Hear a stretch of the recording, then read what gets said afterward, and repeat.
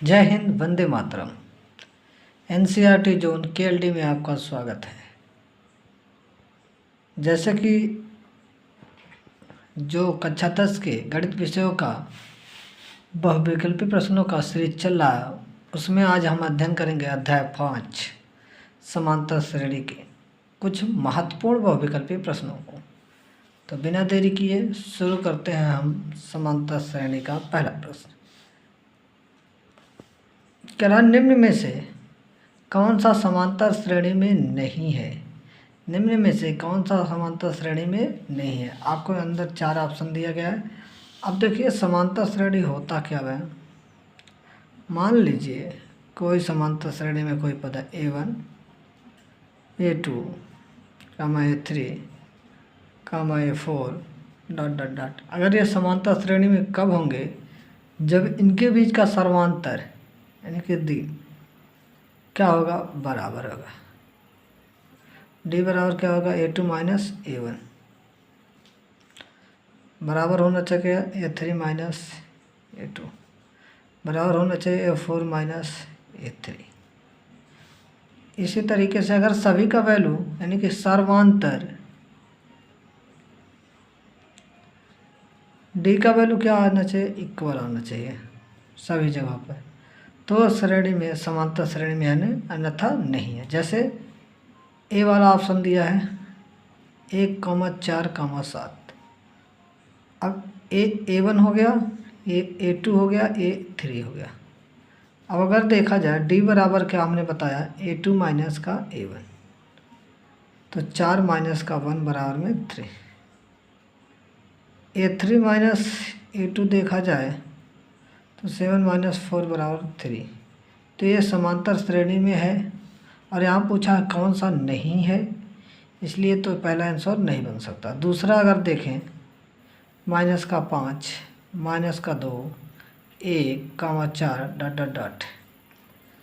ए या A1, A2, A3, A4, यहाँ से अगर देखा जाए A2 माइनस A1 बराबर कितना हो जाएगा? माइनस का 2 माइनस माइनस का 5, माइनस माइनस का हो जाएगा प्लस, माइनस का 2 प्लस का 5 बराबर में 3। अगर इसमें देखा जाए 1 माइनस माइनस का 2, तो ये भी आ जाएगा 3। तो ये भी क्या है? समांतर श्रेणी में है। अगर सी वाला देखा जाए 3,7, 12, 18, तो जिसमें से A1 हो गया, A2 हो गया, A3 हो गया, A4 हो गया। 7 माइनस 3 बराबर 4, 12 माइनस 7 बराबर 5। दोनों में समांतर के डी का वैल्यू क्या आ रहा है? अलग अलग आ रहा है, अतः यह समांतर श्रेणी में नहीं होगा। अतः ऑप्शन नंबर सी क्या है? Will be right answer, option number C. अगला कह रहा है समांतर श्रेणी 3,A1, -1, -3 के लिए सर्वांतर होगा। 2019 और 24 में पूछा गया वैल्यू है। देखिए कह रहा है जो श्रेणी दिया है कितना दिया है? 3, 1, -1, माइनस का 3। इसमें सर्वांतर पूछा। हमने कहा ना पहला पद, दूसरा पद, तीसरा पद, चौथा पद। सर्वांतर के लिए क्या होगा? दूसरा पद माइनस का क्या होना चाहिए? पहला पद बराबर होना चाहिए तीसरा पद माइनस का दूसरा पद। तो पहला दूसरा पद कितना है? यानी कि A2 1 माइनस का कितना है? 3 बराबर तीसरा पद है A1 और पहला पद है और दूसरा पद है 1। तो इसमें भी -2, ये भी आएगा -2, यानी कि समांतर डी का वैल्यू कितना आ गया? माइनस का 2। Option number C is way right answer. अगला सवाल क्या कर रहा है? अनुक्रम श्रेणी √2, 2√2, 3√2 का 10वां पद होगा। श्रेणी देखिए क्या दिया है? √2, कामा 2√2 कामा 3√2 कामा का कौन सा पद पूछा? 10वां पद। अच्छा, इसको हमने क्या बताया? पहला पद a1, इसको कहा जाएगा a2, इसको कहा जाएगा a3। पहले सबसे पहले हम क्या निकालने? d निकालने। तो d बराबर क्या हो जाएगा? a2 माइनस का a1, यानी कि 2√2 माइनस का √2। ठीक है, तो आ जाएगा कितना? √2। कितना आ जाएगा? √2। 2√2 में से √2 जाएगा, कितना बचेगा? √2। अब देखिए d का वैल्यू आ गया इतना, a का वही वैल्यू है √2। अब nवां पद का सूत्र, nवां पद का सूत्र हमने आपको बताया गया है, an बराबर होता है a प्लस का n माइनस 1 इंटू में d। कौन सा पद करा? 10वां, यानी कि a10। अब जहाँ जहाँ n है वहाँ वहाँ क्या रख देना है? 10। a के जगह पर आ जाएगा √2 प्लस 10 माइनस का 1 इंटू में √2। तो a10 बराबर हो जाएगा √2 प्लस में ये कितना हो जाएगा? 9√2। तो a10 बराबर कितना हो जाएगा? 10√2। 10√2 option number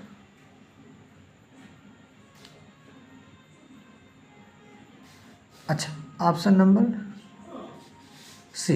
option number C, option number C हो जाएगा आपका 10√2। इसको अंदर कर दे, अंदर जैसे करेंगे क्या हो जाएगा? 100, 10 अंदर जाएगा तो उसका 100 हो जाएगा। 100 गुने में 2 यानी कि रूट में 200 आ जाएगा।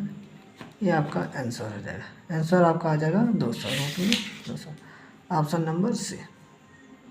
चलिए अगला सवाल करा, यदि एक समांतर श्रेणी का सर्वांतर, यदि एक समांतर श्रेणी का सर्वांतर -4 तथा 10वां पद -8 हो तो श्रेणी का प्रथम पद क्या होगा? डी का वैल्यू दिया है -4, a10 का वैल्यू दे दिया है -8। सूत्र ही रखना है, an बराबर, और पूछा क्या है? an बराबर हमने पूछा a plus n minus 1 into में d। तो a10 यानी कि जहाँ जहाँ n है वहाँ वहाँ हम क्या रख देंगे? 10 रख देंगे। a का वैल्यू आपको निकालना है, n का वैल्यू 10 माइनस का 1 और d का वैल्यू आ गया -4। और a10 का वैल्यू कितना दिया? -8 बराबर a प्लस 9 माइनस का 4। तो -8 बराबर 1, 9 4 जा 16, 36। ये माइनस इधर आएगा प्लस, तो a बराबर हो जाएगा 8 है 36 माइनस का 8, तो a बराबर आ जाएगा 36 में से 8 जाएगा 28। a बराबर कितना आ जाएगा? 28। कौन सा ऑप्शन सही है? आपका option number C, option number C. अगला प्रश्न है कि 1 से 10 तक की धनात्मक संख्याओं का समांतर माध्य होगा। 1 से लेकर कहाँ तक? 10 तक, यानी कि 1 2 3 4 5 6 7 8 9 10, इसका समांतर माध्य। तो समांतर माध्य का वैल्यू होता है कुल पदों का योग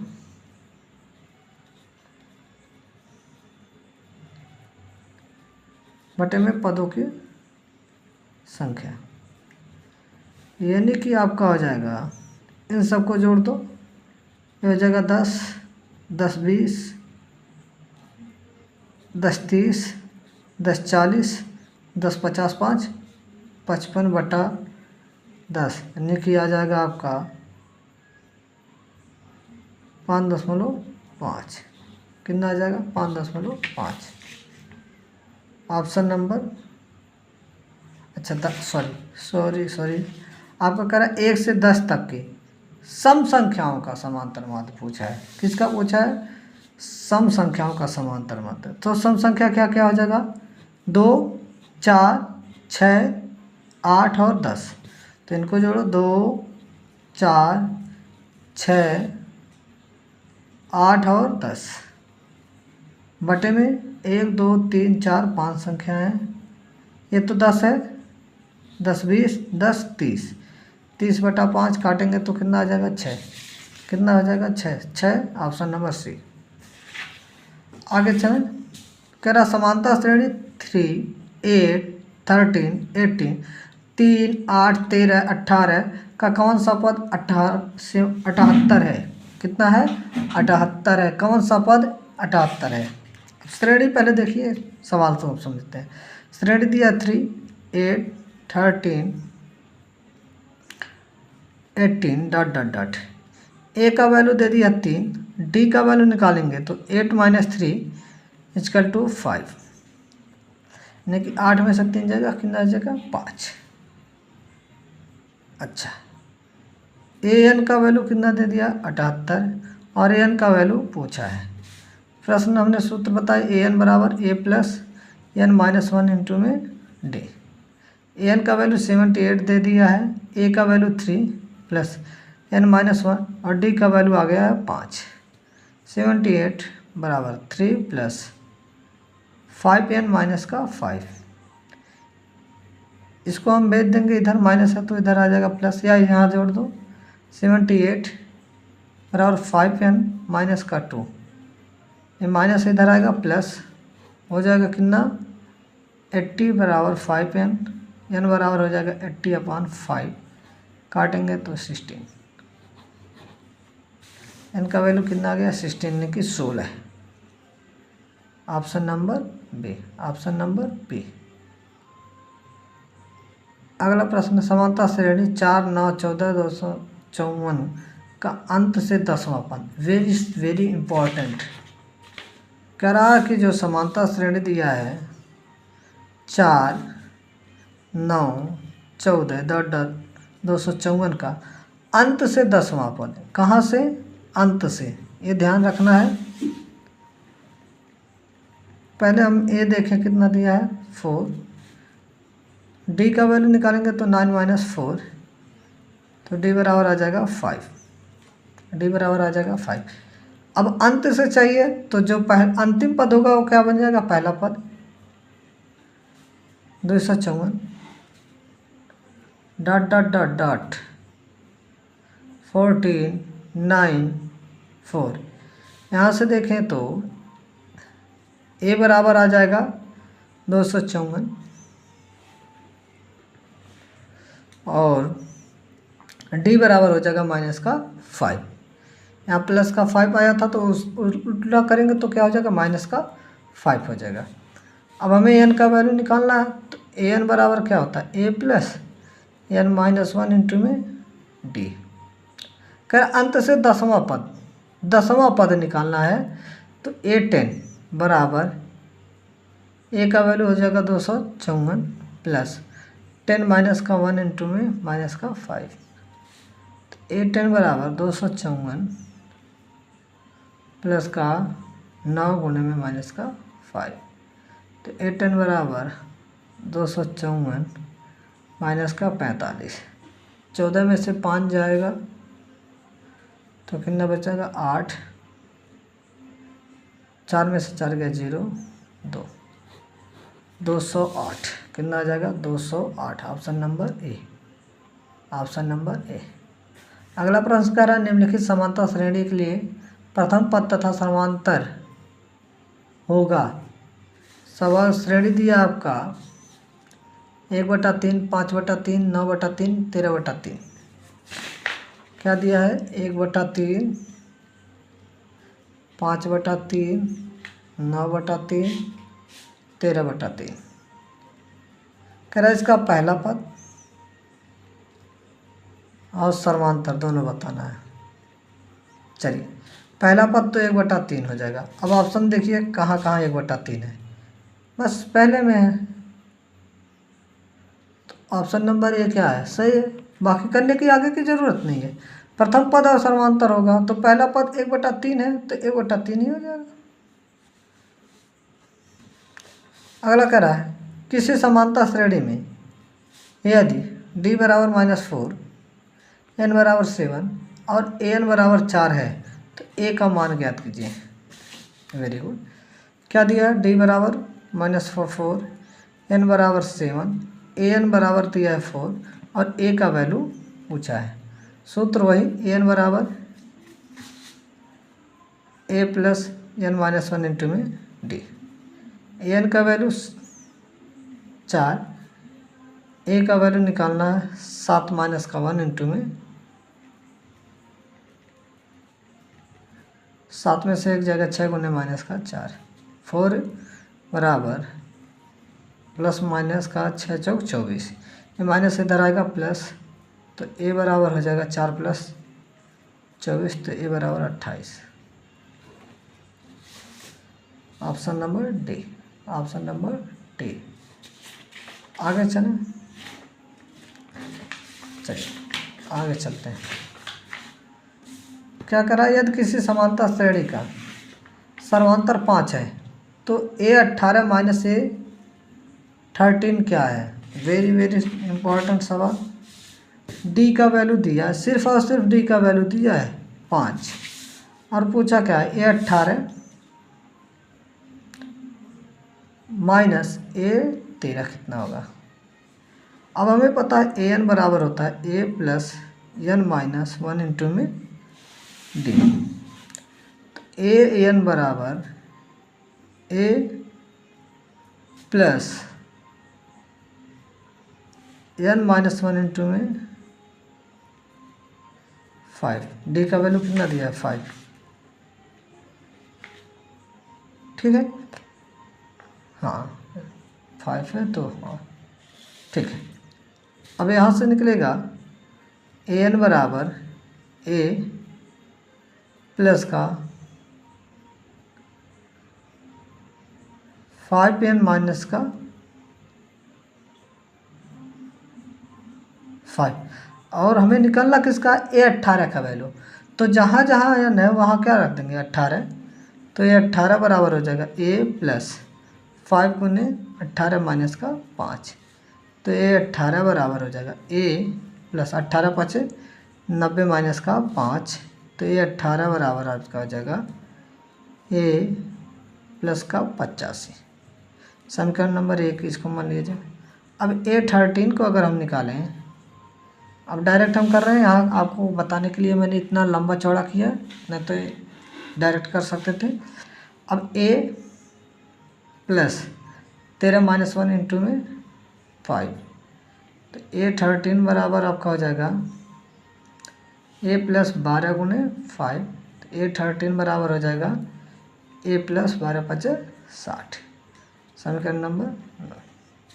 अब इसको घटाएंगे, यहाँ पे रख दें समीकरण 1 में, ये समीकरण 2 हो जाएगा और ये वाला समीकरण को क्या मान लो 3। समीकरण 1 और 2 का वैल्यू इसमें, 2 और 3 का वैल्यू इसमें रख देंगे, तो हो जाएगा a plus 85 minus a plus में 60, तो a प्लस का 85 माइनस का a माइनस का 60, a से a कैंसिल, 85 में से 60 जाएगा 5 और 25, कितना बचेगा 25, तो option number C, option number आपका क्या हो जाएगा सी। फिर आगे करा 3 के प्रथम 5 गुणजों का योग है, 3 के प्रथम 5 गुणजों का योग है। गुणज का मतलब जो 3 के टेबल में आता है, तो 3 के टेबल में 3 दूनी 6 9 12 15, 5 गुणज के कह रहा योग क्या होगा। अब योग पूछा है तो एस एन बराबर क्या होता है n/2 2a plus n minus 1 into में d, ये फार्मूला होता है। तो एस एन 5 पूछा है S5, तो 5/2, यहाँ से a का वैल्यू आ गया 3, d का वैल्यू हो जाएगा 6 माइनस 3, तो d बराबर आ जाएगा 3, तो 2 गुने 3 प्लस का 5 माइनस 1 इंटू में 3, तो S5 बराबर आपका हो जाएगा 5/2, ये हो जाएगा 2 3 6 प्लस 5 में से एक जाएगा 4 गुने 3, तो हो जाएगा 5/2, हो जाएगा 6 प्लस 12, तो हो जाएगा 5/2 गुने में 12 6 18, काटेंगे दोनों 18 और 9 5 45, तो कितना आ जाएगा 45। कितना आ जाएगा 45, ऑप्शन नंबर ए। इसी प्रकार प्रथम 100 प्राकृतिक संख्याओं का योग लगेगा। प्रथम 100 प्राकृतिक संख्या तो कहाँ से होगा 1 2 3 डॉट डॉट डॉट कितना हो जाएगा 100। ए बराबर आपका मिल गया 1, डी बराबर अगर देखा जाए तो 2 - 1 यानी कि डी बराबर आ जाएगा 1, एन बराबर दिया है 100 और एस एन का वैल्यू पूछा है। तो एस एन बराबर अभी बताया कि n/2 2a plus n-1 into में डी। तो एस 100 इजकल टू 100/2, 2 गुने 1 प्लस 100 - 1 इंटू में 1। तो 100/2, 2 1 जा 2 प्लस 99, 100/2 ये हो जाएगा 101। इसको काटेंगे 50, तो 50 गुने 101, 5 × 9 5, 5 0 0, 5 × 9 5 0, 50, 5050। तो 5050 राइट आंसर बी। अगर आपको ये वीडियो अच्छी लगे तो लाइक करें, कमेंट करें, चैनल को सब्सक्राइब करें ऐसे ही महत्वपूर्ण टॉपिक पर बहुविकल्पी प्रश्न। उसके बाद जैसे ही बहुविकल्पी प्रश्न खत्म होगा हम वन लाइनर प्रश्न यानी कि लघु उत्तरीय प्रश्नों के बारे में हम अध्ययन करेंगे। जय हिंद, जय भारत, अपना ख्याल रखें, धन्यवाद।